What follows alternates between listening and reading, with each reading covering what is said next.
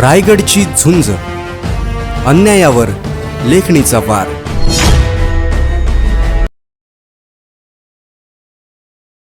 नमस्कार.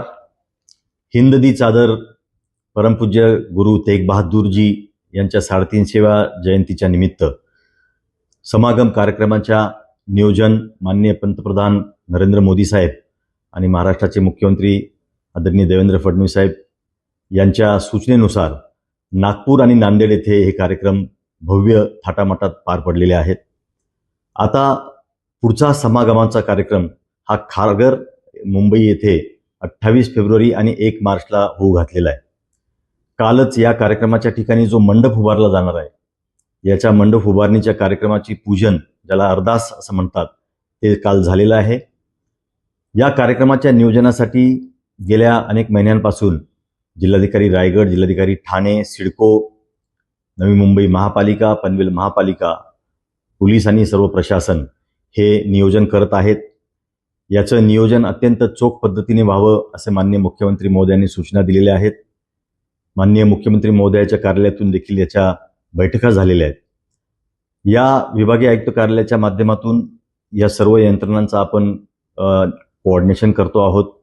येणाऱ्या श्रद्धाळूंना जवळजवळ 17 जिल्ह्यांमधून, म्हणजे पुणे विभागाचे सर्व जिल्ह्यातून, नाशिक विभागाचे सर्व जिल्ह्यातून आणि कोकण विभागाचे सर्व जिल्हे, मुंबई शहर, गुजरात, गोव्याकडनं जे श्रद्धाळू येणार आहेत, यांना इथे आल्यानंतर कोणतीही अडचण भासू नये, त्यांना त्यांची वाहतूक व्यवस्थित व्हावी, त्यांना इथे पार्किंग व्यवस्थित मिळावं, आणि या सर्व दृष्टीने प्रशासनाचं काटेकोरपणे नियोजन आता चालू आहे.